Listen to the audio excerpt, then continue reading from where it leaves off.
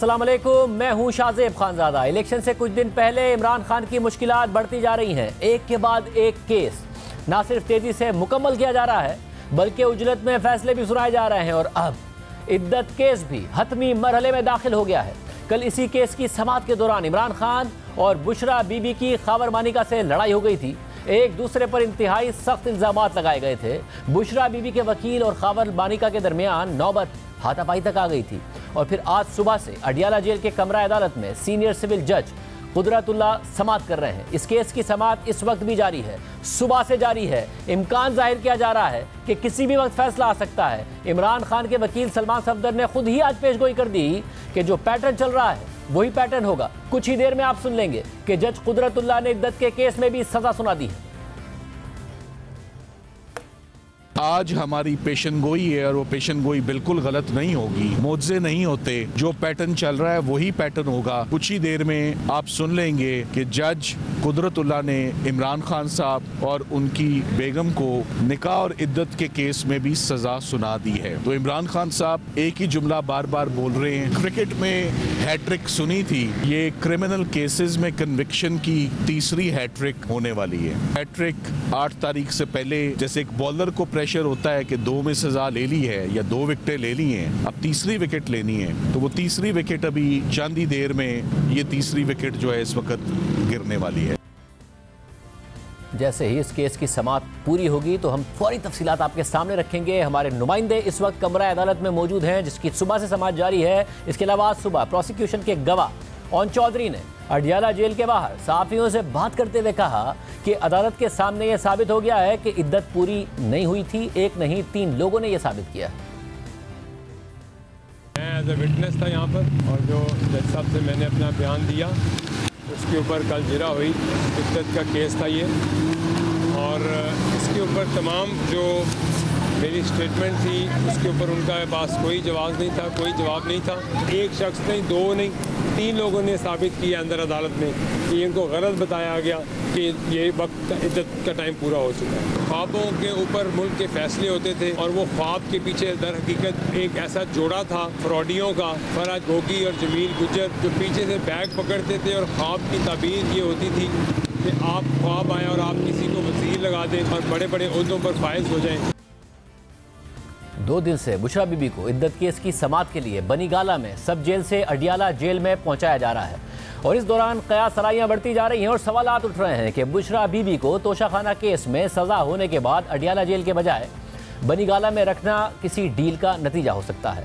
इस हवाले से द न्यूज़ और जंग में एडिटर इन्वेस्टिगेशन अंसार अब्बासी ने आज खबर की है। इसके अलावा बुशरा बीबी ने भी इस हवाले से वाज़ेह मौक़िफ़ दिया है। दोनों आपके सामने रखते हैं। अंसार अब्बासी ने अपनी खबर में लिखा है कि बज़ाहिर इमरान खान को एक के बाद एक मिलने वाली अपनी सज़ाओं की परवाह नहीं थी, लेकिन वो अपनी अहलिया बुशरा बीबी को मिलने वाली कैद की सज़ा पर परेशान थे, जिन्हें ड्रामाई अंदाज में बनीगाला की रिहाइशगाह में मुंतकिल कर दिया गया था, जहां वो अपनी कैद की सज़ा काटेंगी। खबर के मुताबिक एक ज़राए ने दावा किया कि ये पेशरफ्त बुशरा बीबी के हाल ही में किए गए राब्तों का नतीजा थी। ज़राए ने कहा कि यह पहला कदम था, अगर हालात पुरसुकून अंदाज से आगे बढ़े तो दूसरा कदम भी उठाया जाएगा। ताहम इमरान खान और बुशरा बीबी ने इस बात से इनकार किया है कि उन्होंने कोई डील की है या फिर ऐसी कोई दरख्वास्त भी की है।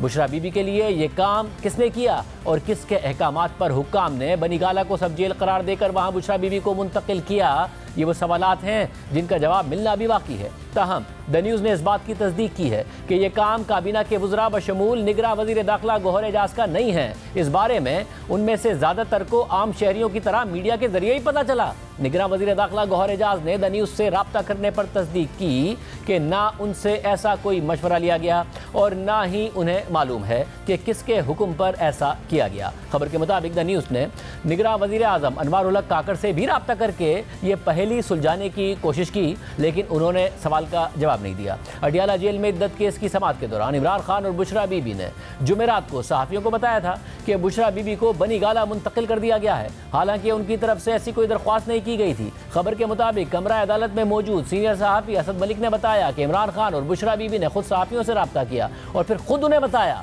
कि इस मामले में कोई डील नहीं हुई है। उन्होंने ऐसी कोई दरख्वास्त ही नहीं दी थी कि कि बुशरा बीबी को बनी गाला मुंतकिल करके उसे सब जेल करार दे दिया जाए। इमरान खान ने सहाफियों को मजीद बताया कि उन्हें तो इस बारे में जुमेरात की सुबह पता चला है, जबकि रात को उन्होंने बुशरा बीबी के लिए कंबल भिजवाया था। उन्होंने मजीद कहा कि जिस वक्त पीटीआई की खवातीन 9 मई के वाक़यात की वजह से जेलों में हैं, उस वक्त हम ऐसी दरख्वास्त कैसे कर सकते हैं। खबर के मुताबिक सहाफ़ी असद मलिक का कहना था कि बुशरा बीबी ने यह एतराफ़ किया कि बिलवास्ता उनसे राब्ते किए गए हैं, लेकिन वो और इमरान खान अपने मौक़िफ़ में वादे थे कि वो कोई डील नहीं करेंगे। दिलचस्प बात यह है कि चंद हफ्ते कबल सहाफ़ी असद मलिक ने दावा किया था कि बुशरा बीबी जब इस्लामाबाद में नैब के ऑफिस में आई थी तो उन्हें खुफिया तौर पर काले शीशों वाली गाड़ी में किसी से आधे घंटे की मुलाकात के लिए ले जाया गया था। ये मुलाकात नैब के दफ्तर से ज़्यादा दूर नहीं हुई थी। खबर के मुताबिक अगरचे इमरान खान और बुशरा बीबी इनकार करते हैं कि उन्होंने किसी से कोई डील की है,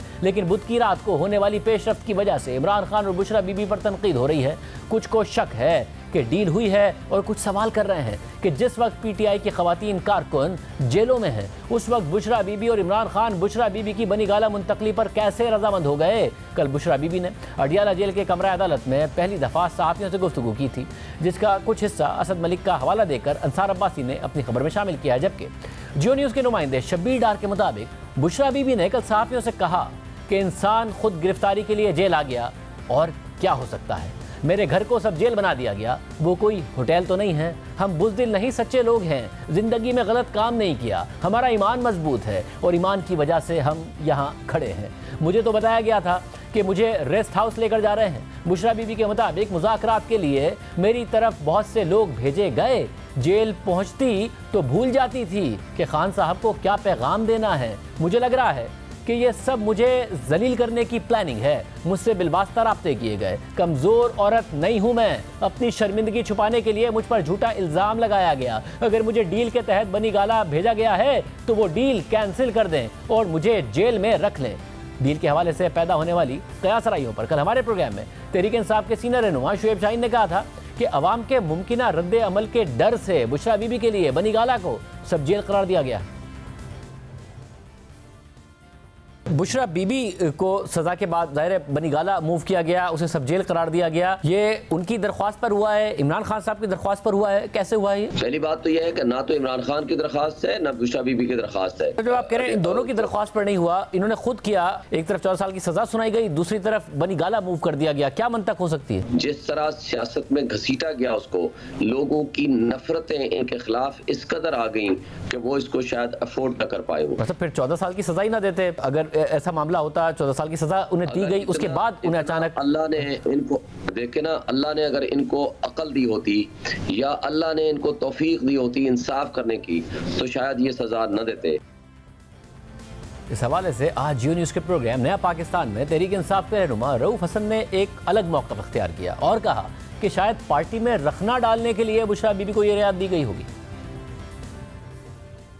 रियासत का आपके साथ रवैया है, आज भी वुकला ने बात की कि ड्यू प्रोसेस के बगैर ऐसा लगता है कि जो इद्दत वाला केस है उसमें भी इमरान खान को सजा हो जाएगी, तो वहां पे ये रियायत कैसे मिल गई कि बुशरा बीबी को अडियाला जेल के बजाय बनी गाला में रखा गया? शायद बुशरा बीबी को रियायत देने की एक जो विशेष अटेम्प्ट है वो इसलिए भी हो कि जी हम पार्टी के अंदर इस किस्म का रखना जो है वो क्रिएट कर सके। तो मैं यकीन दिलाना चाहता हूँ कि पार्टी के अंदर कोई इस किस्म का रखना जो है वो नहीं कर सकेंगे वो।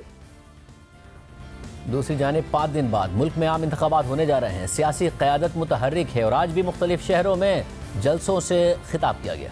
तमाम सियासी जमातें मुतहर्रिक हैं, मगर तहरीक इंसाफ ना सिर्फ लेवल प्लेइंग फील्ड की शिकायत कर रही है बल्कि कन्फ्यूजन का भी शिकार है। गुज़िश्ता रोज़ तहरीक इंसाफ ने इंट्रा पार्टी इलेक्शन कराने का ऐलान किया, शेड्यूल भी जारी किया। फिर गुज़िश्ता रोज़ हमारे प्रोग्राम में तहरीक इंसाफ के सीनियर रहनुमा शुएब शाहीन ने बताया कि इंट्रा पार्टी इलेक्शन करा रहे हैं ताकि जीत कर आएँ तो अपनी पार्टी को ज्वाइन करें। इंट्रा पार्टी इलेक्शन कराने से हमारी मखसूस नशिस्तों का मामला भी हल हो जाएगा। मगर आज ये खबर सामने आई कि तहरीक इंसाफ ने इंट्रा पार्टी इंतखाबात मुलतवी कर दिए हैं और इस हवाले से बाकायदा नोटिफिकेशन भी जारी किया है, जिसमें यह मौक़िफ़ अख्तियार किया गया है कि इंतजामिया की तरफ से पैदा की गई सिक्योरिटी सूरत हाल और पार्टी अरकान की राय को सामने रखते हुए इंट्रा पार्टी इंतखाबात को रीशेड्यूल कर रहे हैं। अब इंट्रा पार्टी इंतखाबात आम इंतखाबात के बाद जनरल बॉडी मीटिंग की मंजूरी से होंगे।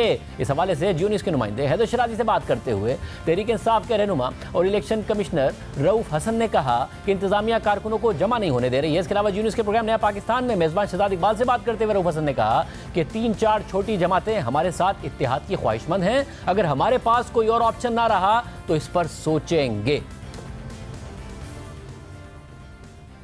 छोटी पार्टीज हैं जिनकी 1 या 2 नशिस्तें होती हैं, तो उनमें आप शामिल हो सकते हैं, मतलब पीटीआई के जो आजाद उम्मीदवार हैं उस पार्टी में शामिल हो जाएं और फिर आपको रिजर्व सीट्स भी इस हवाले से मिल जाएंगी, खवातीन की और माइनॉरिटी, यही ऑप्शन रह गया है। ये पॉसिबिलिटी है जी, बिल्कुल। 3-4 पॉलिटिकल पार्टीज हैं जो कि ख्वाहिश रखती हैं, खासी शदीद ख्वाहिश रखती हैं कि वो हमारे साथ कोलैबोरेट करें, और कोई हमारे पास ऑप्शन ना हुआ तो हम फिर इस ऑप्शन को डेफिनेटली यूज करने का सोचेंगे। तो कौन सी पार्टीज हैं जो आपके साथ कोलैबोरेट करने के लिए तैयार है? अगर हमने जिसका नाम पहले लिया था उसको उठा लिया गया था, अब अगर मेरे मुंह से और नाम निकलवाएंगे तो वो भी बेचारे उठ जाएंगे। बातचीत हो चुकी हुई है जी खुद से, और जारी भी है, बातचीत जारी रहती है। वो बिल्कुल कोई ना कोई अरेंजमेंट जो है वो हमारे अरेंजमेंट्स इन प्लेस हैं। एक तरफ तहरीक इंसाफ कोई हल निकालने का सोच रही है, दूसरी तरफ मियां नवाज शरीफ का कॉन्फिडेंस बढ़ता जा रहा है। सीनियर साहब तज़किया असमत शराजी साहब और एजाज सैयद साहब हमारे साथ मौजूद है। एजाज सैयद पंजाब में मुख्तलिफ हल्कों का दौरा भी उन्होंने किया है, उनसे पूछेंगे कि वाकई जो नून लीग का कॉन्फिडेंस है वो दुरुस्त है। असमत शराजी साहब, अचानक मियां साहब ज़ाहिर एक तो पहले बाहर नहीं निकल रहे थे, फिर बाहर निकले तो बुझे बुझे थे, मगर अब बड़े हशाश बशाश लग रहे हैं, खिले खिले लग रहे हैं। क्या वाकई उन्हें यकीन हो गया है या दिला दिया गया है कि वो सिंपल मेजॉरिटी के साथ प्राइम मिनिस्टर बन रहे हैं, या ग्राउंड सिचुएशन कुछ और है, अभी भी कंफ्यूजन है? जी, मेरा ख्याल है कि अब उनको थोड़ा सा कॉन्फिडेंस इसलिए भी मिला है कि थोड़ी लेट उनकी कैंपेन शुरू हुई, लेकिन अच्छा रिस्पांस उनको फीडबैक जो है वो आवाम की तरफ से मिला है। मसलन 2-3 जलसे तो बहुत अच्छे उनके जलसे हुए हैं, और दूसरी बात ये है कि एक क्लैरिटी के साथ पाकिस्तान मुस्लिम लीग नवाज़ अब आगे की तरफ बढ़ रही है, जो कि पहले नहीं थी। मंशूर लेट आया, उनकी कैंपेन लेट शुरू हुई और वो सारी चीज़ें थी, मगर जो कुछ कॉन्स्टिट्यूएंसीज़ के हवाले से या फिर जो हल्का बंदियां हुई हैं नई, उनके हवाले से देखा जाए तो पहले से कॉन्फिडेंस ज़रूर मौजूद था, लेकिन इलेक्शन कैंपेन जो है वो आखिरी दिनों के लिए उन्होंने मखसूस रखी। शायद उसके पीछे यही एक एतमाद था कि वो जब भी निकलेंगे उनका जो वोटर है, उनका सपोर्टर है, वो वापस उनकी तरफ पलट के आएगा। और आपने देखा है कि हालिया सर्वेज जो हुए हैं उसके अंदर भी पाकिस्तान मुस्लिम लीग नवाज़ एक अच्छी उनके अंदर काफ़ी कॉन्फिडेंस इसलिए भी आया है कि सर्वेज जो है काफ़ी मौसर हैं, उनके हक में है। और दूसरी बात यह कि देखिए पाकिस्तान मुस्लिम लीग नवाज़ जो है मुझे अभी तक समझ नहीं आई कि वो इतनी देर से क्यों बाहर आए। एक परसेप्शन बना दिया गया इतने दिनों में कि वो लाडले हैं और बाकी चीज़ें हैं, हालांकि अगर वो पहले भी निकलते तो उनका वोटर जो था वो बाहर आ सकता था, वो बाहर निकल सकता था। या तो शायद कुछ उनके केसेस थे और साथ में उनको शायद इस बात की यकीन दहानी भी चाहिए थी कि इंतखाबात होंगे, और इस बात की यकीन दहानी भी कि उनको पंजाब के अंदर एक कॉम्फर्टेबल मेजॉरिटी जो है वो नज़र आए, वो मिल जाए, ख़ास करके सेंट्रल पंजाब के अंदर, तो फिर वो इस कॉन्फिडेंस के साथ बाहर निकले। वरना एक फेस सेविंग तो होगी कि मियां नवाज शरीफ के बगैर जो है वो इलेक्शन कैंपेन जो है वो आगे बढ़ी है। एजाज, आप क्योंकि ग्राउंड सिचुएशन देख कर आए हैं, नून लीग का ये दावा कि सिर्फ पंजाब से हम 105, 110 इस वक्त टारगेट कर रहे हैं, ग्राउंड पे भी सूरत हाल यही है? क्या वाकई मियां साहब एनर्जाइज करने में कामयाब हुए हैं? अगर वो जलसे बड़े कर रहे हैं तो वोटर टर्नआउट भी ऐसा हुआ कि 105, 110 सिर्फ पंजाब से ले जाए? शाहजेब, बहुत शुक्रिया। शाहजेब, अगर तो वोटर टर्नआउट ज्यादा हुआ तो सरप्राइजिंग रिजल्ट्स आ सकते हैं, लेकिन अगर वोटर टर्नआउट नॉर्मल रहा या कम रहा तो ये पीएमएलएन के लिए फायदेमंद रहेगा। इस वक्त सूरत हाल ये है कि जो पीएमएलएन का जो वोटर है वो तो इंटैक्ट है, इसमें तो कोई डाउट नहीं है, लेकिन जो पीटीआई का जो वोटर है वो भी बड़ा एंग्री भी है और मायूस भी है। जो सूरत हाल मुख्तलिफ हल्कों में हम देख के आए हैं वो सूरत हाल इस एतबार से मायूस कुन है कि पीटीआई के जो लोग हैं वो कंप्लेंट कर रहे हैं कि उनको जो इंतजामिया और पुलिस है वो ना तो जलसा करने की इजाजत दे रही है, ना रैली निकालने की इजाजत दे रही है, ना झंडा लगाने की उस तरह से इजाजत है, ना बड़े बड़े बोर्ड्स लगाने की इजाजत है। तो ये एक मायूसी है, और जाहिर है ऊपर से इमरान खान साहब की जो कन्विक्शन है वो भी हो गई है, तो ये मायूसी की सूरत हाल है। लेकिन एट द सेम टाइम अगर पीटीआई का वोटर मुतहरक होता है और निकलता है, और आपको पता है कि इस वक्त जो हम जिस इलेक्शन में जा रहे हैं वहां पर एक बहुत बड़ी तादाद नौजवान वोटर की वो इंक्लूड हुई है, और अगर ये वोटर निकल आते हैं तो फिर एक सरप्राइजिंग सिचुएशन हो सकती है। अगर लेकिन आज की सूरत हाल में अगर आप बात करें तो नून लीग ने गेन किया है, नून लीग ने एक हवा जो है वो बनाने की कोशिश की है। अभी तक उन्होंने हवा काफी हद तक बनाई है कि अगली जो हुकूमत है वो उनकी है। तो जब ये लोगों का माइंड सेट होने लग पड़े कि जी अगली हुकूमत इस पार्टी की आ रही है, और अगर हमने अपने पार्टी लीडर को वोट भी डाला तो उसने तो वज़ीर आज़म नहीं बनना, तो ये उस पार्टी के हक में जाती है जो पार्टी गेन कर रही होती है या जो मैदान में खड़ी होती है। लेकिन अगर आप सपोर्ट की बात करें, सपोर्ट के हवाले से जो वर्बल सपोर्ट है या वोकल सपोर्ट है वो पीटीआई की बिल्कुल मौजूद है, इसमें कोई दो राय मौजूद नहीं। और अस्मा, ये एक तरफ तो जाहिर है जिस तरीके से टारगेट किया गया तहरीक इंसाफ को, फिर फैसले उनके खिलाफ आना, यके बाद दीगरे आना, आज कोई तीसरा फैसला किसी भी वक्त आ सकता है, खुद तहरीक इंसाफ के वकला कह रहे हैं, वो मामला एक तरफ। मगर जिस तरह माइनस इमरान खान साहब जब वो नहीं थे तो जिस तरह संभाला गया है पीटीआई को, क्या उससे भी कन्फ्यूजन ज़्यादा फैली कि जी आज़ाद होंगे, पता नहीं हमारे पास ज्वाइन करेंगे नहीं करेंगे, फिर पार्टी इलेक्शन कराने जा रहे हैं मगर फिर पार्टी में इलेक्शन नहीं करा रहे हैं, ये सारी सिचुएशन से भी कन्फ्यूजन में इजाफा ही हुआ?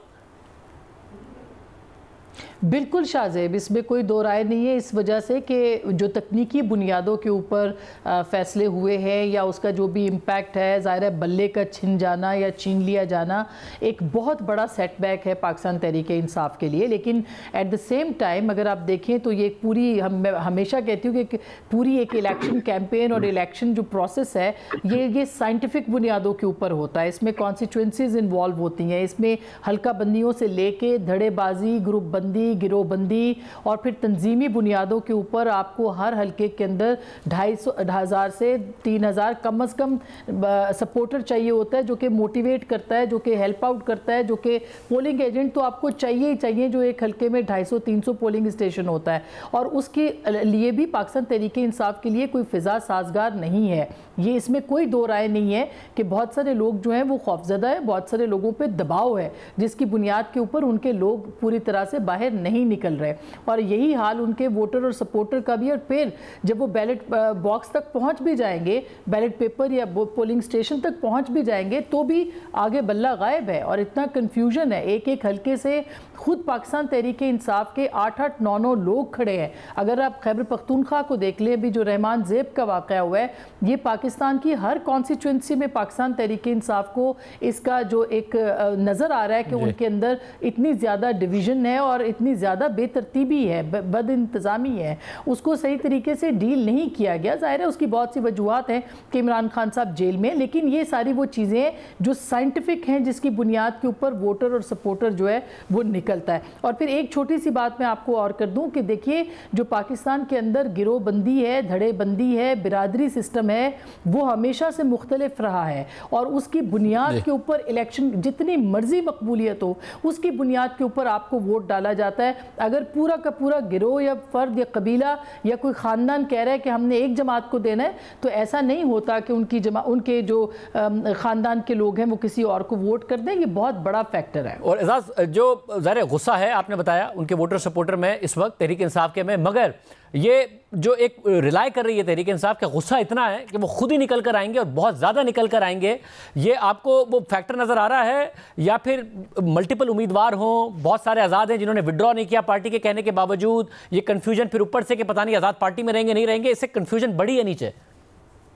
देखिए, एक मुकाबला तो हो रहा है ना पीएमएलएन और पीटीआई के दरमियान, पंजाब की मैं बात कर रहा हूँ, और एक मुकाबला हो रहा है पीटीआई वर्सेस पीटीआई, और एक और मुकाबला हो रहा है जिसे आप कह सकते हैं कि एस्टैब्लिशमेंट वर्सेस पीटीआई, ये भी एक बैटल हो रही है। लेकिन जो कंफ्यूजन की जो बात की ना, मुझे इत्तेफाक हुआ मुल्तान की हल्का 151 में एक दूर दराज गाँव में पीटीआई की जो कैंडिडेट थी शहर मेहरबानो, जो कि शाह महमूद कुरैशी की बेटी हैं, उनकी इलेक्शन कैंपेन देखने का, और वो गांव में कैंपेन कर रही थी और मर्दों से खिताब करके वो औरतों में निकली, तो मुझे भी साथ उनके जाने का इत्तेफाक हुआ।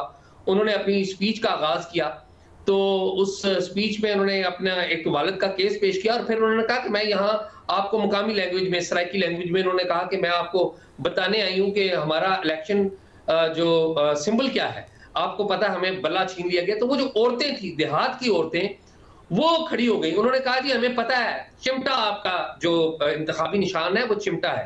तो ये जो बात है, मैं भी एग्जैक्टली यही समझता था इससे पहले कि जो बल्ला छिन गया है तो पीटीआई का जो नॉमिनेटेड कैंडिडेट है तो उसको नया इंतखाबी निशान मिला है, तो वो शायद कंफ्यूजन हो। मेरे ख्याल में लोगों की इन्वॉल्वमेंट बहुत ज्यादा है, लोग काफी हद तक समझते हैं। कंफ्यूजन किसके लिए?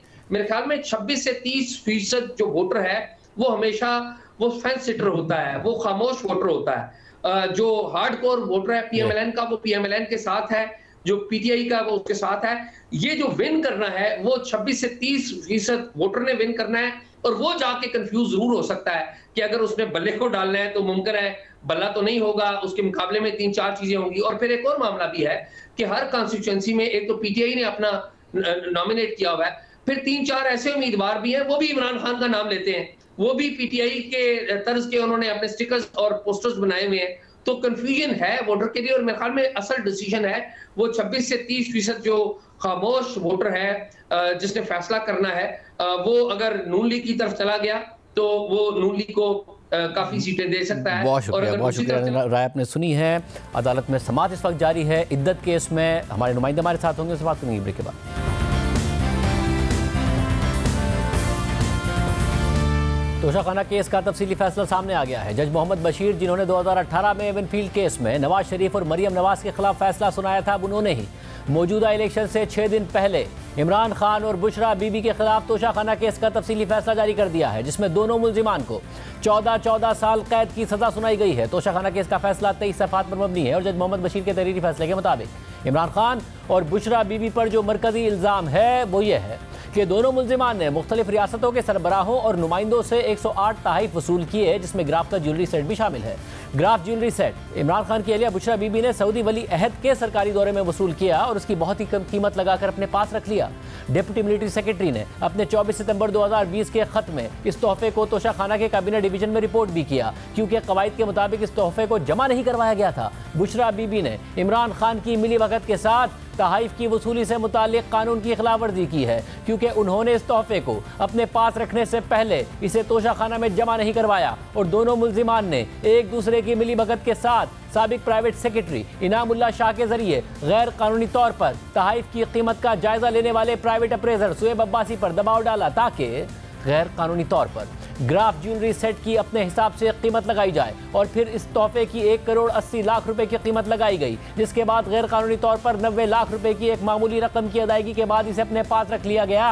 हालांकि इस तोहफे की कीमत का जो असल जायजा है उससे इसकी कीमत 1 करोड़ 90 लाख डॉलर से भी ज़्यादा है। और दुबई में मौजूद माहिर इमरान बशीर को जब पाकिस्तान के कौंसिल खाने की तरफ से इंगेज किया गया तो उन्होंने 164 रुपये डॉलर रेट के हिसाब से इस तोहफे की कीमत 3 अरब 16 करोड़ से ज़ायद लगाई है और अगर इसकी 50% कीमत लगाकर इसे अपने पास रखा जाए तो वह कीमत 1.5 अरब रुपए से ज़्यादा बनती है। फैसले के मुताबिक बुशरा बीबी और इमरान खान ने बेईमानी और गैर कानूनी तरीके से अपने ओहदे का गलत इस्तेमाल करते हुए 1.5 अरब रुपए से ज़ायद का माली फ़ायदा हासिल किया और इस तरह दोनों मुल्जिमान नैब ऑर्डिनेंस की मुख्तलिफ शिकों के तहत जुर्म के मुर्तकिब करार पाते हैं। फैसले के मुताबिक प्रोसिक्यूशन ने इस केस में 16 गवाहान पेश किए, जिनमें से 5 पर जिरा हुई और बाकियों पर किसी एक या दूसरी वजह से जिरा मुमकिन नहीं हो सकी। और फिर अदालत ने अपने 29 जनवरी के फैसले में गवाहों पर जिरा के हक को ख़त्म कर दिया, क्योंकि वकील दिफा गवाहों पर जिरा करने के लिए तैयार नहीं थे। फैसले के मुताबिक तहकीकात के दौरान प्राइवेट अप्रेजर शुएब अब्बासी ने यह बयान दिया था कि उन्होंने इमरान खान और उनकी अहलिया बुशरा बीबी के कहने पर जानबूझकर इस तोहफे की कीमत लगाई और उन्हें इमरान खान और बुशरा बीबी की हिदायत सैयद इनाम शाह से मिली थी और सैयद इनाम शाह ने यह बयान दिया है कि उन्होंने इमरान खान और बुशरा बीबी की हिदायत पर प्राइवेट अप्रेजर को यह पैगाम भेजा था कि तोहफे की कीमत उसकी असल कीमत से कम लगाई जाए। फैसले के मुताबिक तहकीकात के दौरान इमरान खान और बुशरा बीबी को 5 से ज़ायद दफ़ा तलबी के नोटिस जारी किए गए और उन्हें हिदायत की गई कि वो ग्राफ के ज्वेलरी सेट समेत अपने पास रखे गए तहाइफ साथ लेकर आएँ ताकि उनकी कीमत का तयन किया जा सके, लेकिन दोनों मुल्जिमान ने ऐसा नहीं किया और मौजूदा केस में ट्रायल से मुतालिक मुल्जिमान का कंडक्ट इंतहाई अदम ताउन का रहा है और ट्रायल में खलल डालने की कोशिश की गई है, इस हकीकत के बावजूद कि ट्रायल की कार्रवाई मुल्जिम की सिक्योरिटी की वजह से जेल में की जा रही थी। मुताद्दिद दफ़ा वकला को तब्दील किया गया सिर्फ इस मकसद के लिए ताकि इल्तवा लिया जा सके और फिर वकला जिरा के लिए तैयार नहीं थे, इस हकीकत के बावजूद कि केस की समाअत का दिन और वक्त उनकी मर्जी से मुकर्रर किया गया था। इसी तरह जब मुल्जिमान के बयान रिकॉर्ड करने के लिए तारीख रखी गई तो अदम ताउन की वजह से सिर्फ एक मुल्जिम का बयान रिकॉर्ड किया गया, इसलिए पहले मुल्जिमान को सवालनामा दिया गया जिसमें मुल्जिमान के खिलाफ तमाम सबूतों को सवालों की शक्ल में सामने रखा गया ताकि वो अपनी पोजीशन वाज़ेह कर सकें। अपने बयान में मुल्जिमा बुशरा बीबी ने मासूमियत का दावा किया और फिर मुल्जिमान के बयानात और दिफाई शवाहिद रिकॉर्ड करने के लिए केस की समाअत अगली तारीख के लिए मुलतवी की गई, लेकिन अगली तारीख पर मुल्जिम इमरान खान मूड में नजर आए। उन्हें सवालनामे में मौजूद सवालात की रोशनी में अपना बयान रिकॉर्ड करने के लिए कहा गया, लेकिन उन्होंने जवाब दिया कि सवालनामा उनके कमरे में रखा हुआ है और फिर वो सवालनामा और उसके जवाबात लेने के लिए चले गए। उनका इंतजार किया गया मगर वो नहीं आए और उन्होंने अदालत में आने से इनकार कर दिया। इसी तरह बुशरा बीबी और इमरान खान के वकला भी अदालत के सामने पेश नहीं हुए, बल्कि वो जेल के इहाते में भी नहीं आए।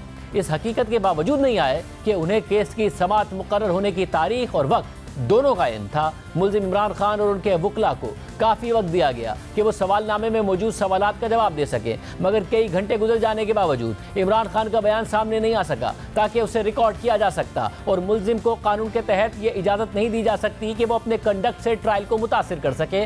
अदालती फैसले के मुताबिक ये बात बगैर किसी शक व शुबे के साबित हो जाती है कि बुशरा बीबी और इमरान खान ने एक दूसरे की मिली भगत के साथ गैर कानूनी तरीके से अपनी पोजीशन का गलत इस्तेमाल करते हुए 1.5 अरब रुपए का माली फायदा हासिल किया और कौमी खजाने को नुकसान पहुंचाया। प्रोसिक्यूशन अपना केस साबित करने में कामयाब हुई है, इसलिए दोनों मुल्जिमान यानी इमरान खान और बुशरा बीबी को नैब ऑर्डिनेंस की मुख्तलिफ शिकों के तहत 14 साल कैद की सजा सुनाई जाती है और दोनों मुल्जिमान पर 78 करोड़ रुपए का जुर्माना भी आयद किया जाता है। ये तोशाखाना केस का फैसला है और तहरीक इंसाफ पहले ऐलान कर चुकी है कि ट्रायल सही तरीके से नहीं हुआ, मिस ट्रायल हुआ है। हाई कोर्ट में चैलेंज करेंगे और रिलीफ हासिल करेंगे। आज के प्रोग्राम में इतना ही। अल्लाह हाफ़िज़।